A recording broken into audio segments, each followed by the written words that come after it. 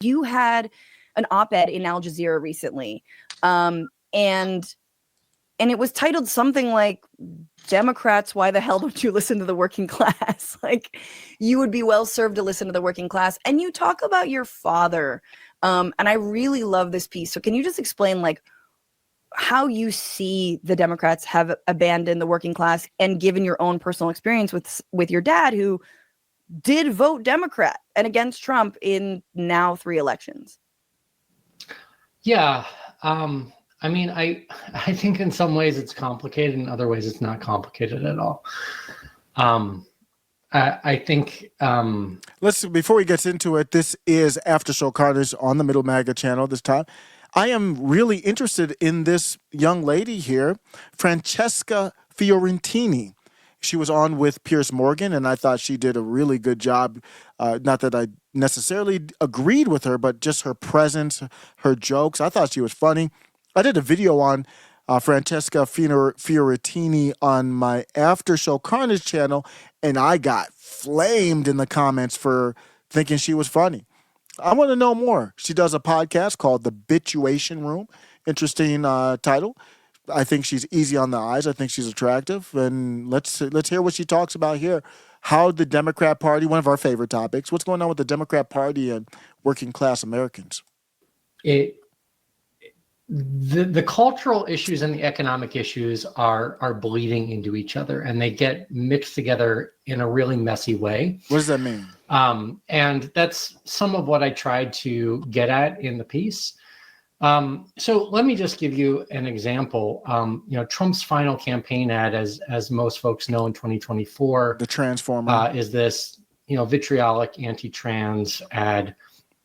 If you look at his closing ad in 2016, it's like one of the best ads in the history of the United States. It's really effective. It is populist. It uses the phrase "the political establishment" 6 times consistently. It's showing images of Wall Street and Hillary Clinton rubbing elbows with powerful, globalists. It's bullshit, but it's a powerful version of bottom versus top polarization or populist rhetoric. Yep. Yeah. And his 2024 campaign, I think, was a really weak sauce version of 2016. I agree. It's got less of the economic villains and leaned much more into the culture war and the vitriolic stuff. But it worked. He won. So you're right. I agree completely what he's saying. Trump was watered down. I've done that. But Trump won. So Trump and Susie Wiles, Chris LaCivita, they were proven accurate. He won, to me, as a landslide. They couldn't even rig it. It was so crazy. But it was watered down. And now we're going to feel the ramifications of it. I don't know who this dude is. I'm really here to listen to her, but this is good content so far. He's right. And he gave Trump credit, even though he doesn't believe Trump was authentic in 2016. He gave Trump credit. Now I want to hear what he says about the Transformer ad. Because to me, the culture stuff is where I'm seeing some type of disconnect. It wasn't anti-Transformer. It was pro-common sense. That's where you're off, guys. You're lunacies. There's nothing anti-Transformer about the ad.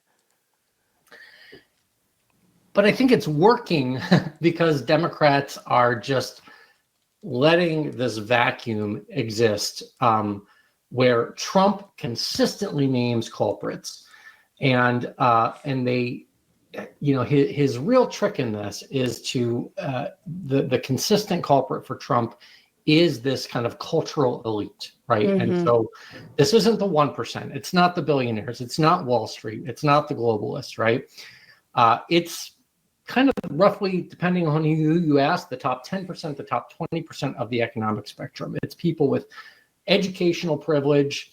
It's the political classes contained in this. Trump's favorite villains are Hollywood, the media, academia, and Democratic politicians, right? And so this works because, it works because when you're in the bottom 80% and you look up at that cultural elite, it looks a lot like the top. It's interesting. He's not talking about the ad. You might not have seen the ad, just in case you haven't seen it. Powerful when you can use one of them and their words. This is Charlemagne the God.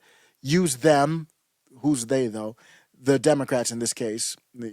NPC, basically the mindless Democrats, and he's not even one of the worst ones. When you can use their words against them and then say they are for this ideology, they're not for you. They're for adherence to their government, whatever religion. I'm here for common sense. This is the ad. Taxpayer-funded sex changes for prisoners. Surgery. For prisoners. For prisoners. Every transgender. It's not anti-transformer, you idiot. It is pro-common sense. It forces you, and he put this during football games where you've got people who don't have any time for this is the definition of woke. Kamala Harris didn't run on woke. Trump made her and branded her with this, what we all know she was, but she was trying to hide it.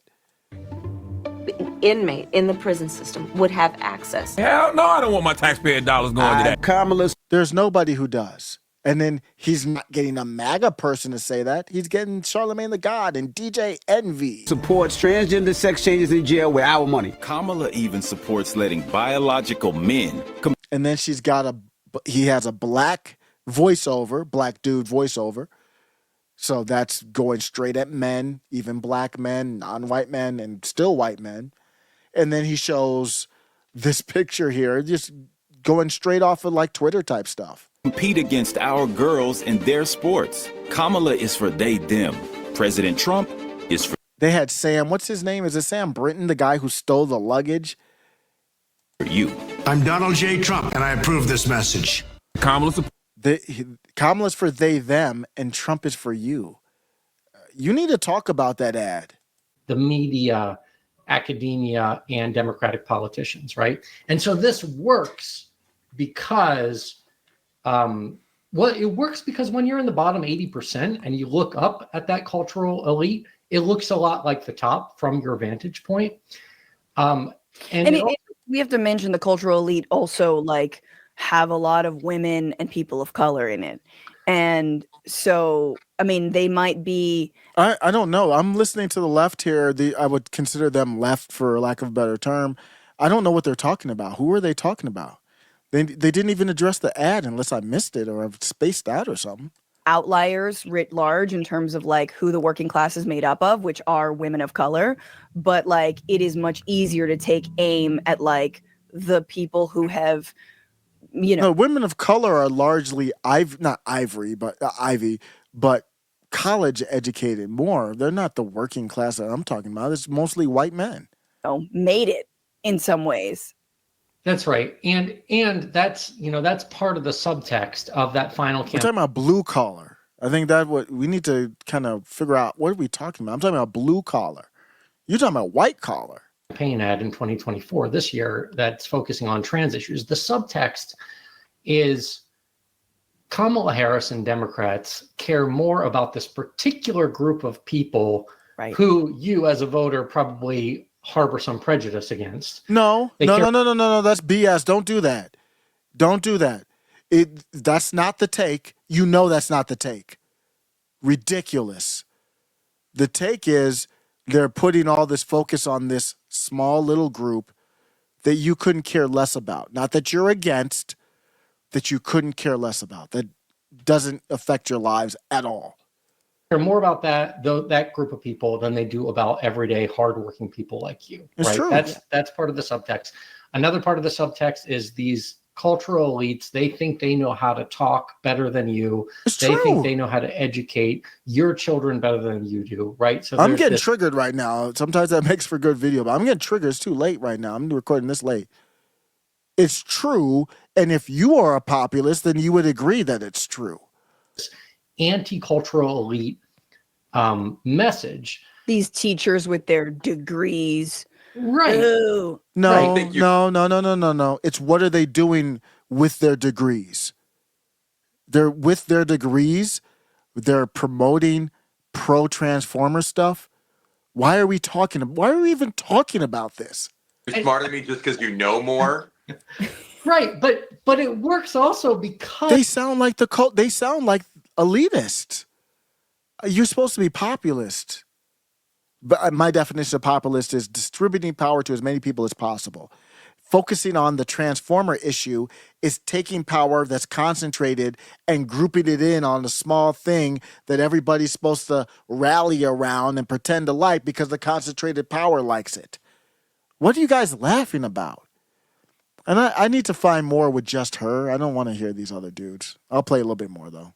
Because economic power is abstract to people. It's like people are resigned to it, like the weather. And condescension has a human face. And the thing is, like, cultural elites are often condescending AF. Can I swear on this show? Yes, you can. Okay, great. Fantastic. I mean, YouTube doesn't, Google doesn't like it, but I do. So you said condescending, but they are smarter than you. Maybe they're book smarter. Yeah, I will absolutely. I know I'm not even well read. So yeah, they're book smarter. What does that mean? If you're condescending and you're losing the culture, see, they don't believe the culture even matters. Oh, nice. I win. Right. But I mean, like, obviously Basket of Deplorables is the classic example of this. I wish it was a better dig. Like, don't you wish the Basket of Deplorables was just like, just kind of like a drawer of dildos? Like, I wish she would have said drawer of dildos. That's it. She's Like, funny. How dare you use I need more of her, because even when I disagree, she makes me laugh. Francesca Fiorentini. I just found out about her. I'm like, I would love to talk to her. She is hilarious. She is a smack talker. The Bitchuation room. I'm gonna find some more clips when it's just her without some random Negroes on here. Well, they're not Negroes, obviously, but it's pretty funny. Because when she was setting up that joke, I'm like, are you really gonna do a Hillary should have went harder at MAGA joke? And it actually made me laugh. metaphors and words I don't know. I think they were just offended they had to look in the dictionary for something. Right, deplorable and a basket. Like, when's the last time you've what kind of a basket? Like a wicker, charmed little, craft. Farmer's market basket. That is what I predict. That's what I had in my head ever since she said that. Like a wicked basket of apples in the farm or something like that. It's so elitist. The drawer of dildos, people I think can really identify with. Anyway, bars. That's actually really funny. If that would have been a lot better.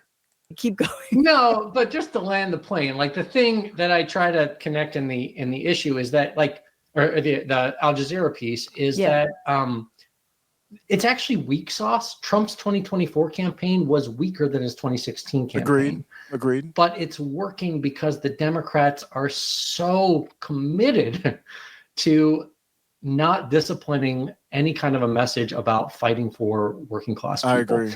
And whenever I say stuff like that, they just give it lip service. And I don't know why. They're so elitist, they can't even pretend anymore.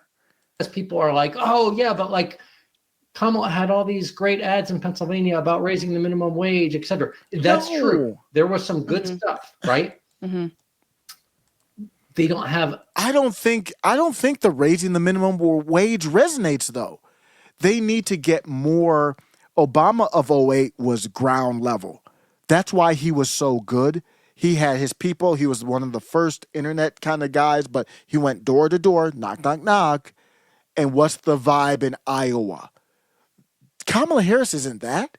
She didn't try.